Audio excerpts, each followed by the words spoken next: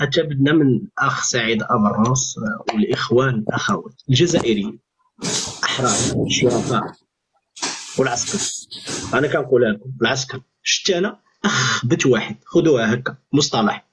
أنا إنسان شريف، أحترم الأكل، أحترم النعمة، أحترم شرك الطعام مع الرجال، لكن حين توصلوا معايا للتهديد حكم التصريح اللي صرحت مع الأخ عبد الله وتحاولوا تهدوني في واحد الفيديو اللي نشرتوه وديروا مونتاج وتقول لي الا زدتوا سيروا لها مع قضيتكم انت والاخ احمد سلطان، وإلا بقيتوا كتلاهوا مع الجزائر وطلعت فضحت الجزائر، حنا لك بالمرصد. شوف انا نقول لكم واحد الحاجه، انا نقول لكم اخ المخير في الخيل ديالكم في الجزائر ركبوه.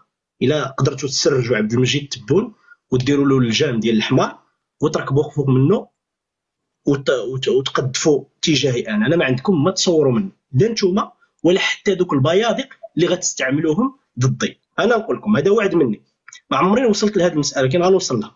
هذا شكون هو رئيسكم ديال عريان؟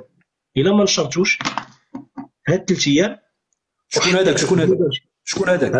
هذا رئيس لجنه الخارجيه. انا ما وصلتش لهذا المستوى اللي كنتوصلوا معايا ليه. محمد هاني هذا تسجيل، هذاك هو البرلمان، هذا رئيس، هذا عريان ياك كيتكلم معايا محدث.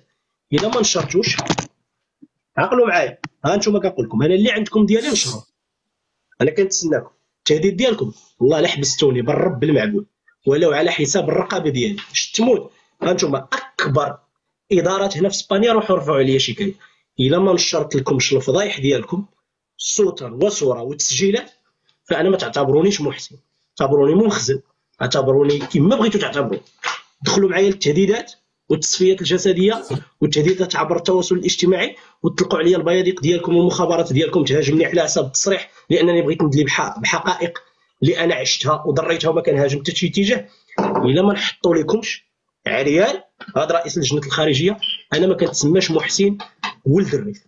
عقلوا معها باش تعرفوا الاستغلال ديالكم وتعرفوا انكم غتسكتوني بمونتاج ديال فيديوهات. انا ما كاينش شي ولد المراه ولداتو امراه في 9 اشهر انني نكون بيدق في اليد ديالو، ولا انه يستعملني او انه يبغي يضغط عليا بالتسجيلات. انا داك الشيء اللي قلته داخل الجزائر في التصريح الاعلامي نقوله في التيك توك، قلته الفارو تيفي، ونقولوا داخل المغرب، ونقولوا في الولايات المتحده لانها حقائق عشتها. لكن باش انكم تبغيو تهدوني باش نسكت على التفاصيل ديال التحقيقات ديالكم داخل داك العسكر ودوك الجنرالات ديال 4 دريال ودوك المخابرات اللي استقبلتني في اقامه رسميه، والله تنفضحكم بالسر. وانا قلت لكم البوله ديالي حاشاكم اللي بلتها في الطواليت في ديك الاقامه الرسميه راني مسجلها، وداك الشيء اللي كان كيتواصل بيني وبينكم كومبلي بالتفاصيل عندي مسجل، لا بالمحادثات ولا حتى بالسليبات ديالكم عريانين. ولا نتوما رجال وعندكم انا بالسليب ديالي عريان نشروني. انا كنتحداكم خذوها من عندي هذا ميساج.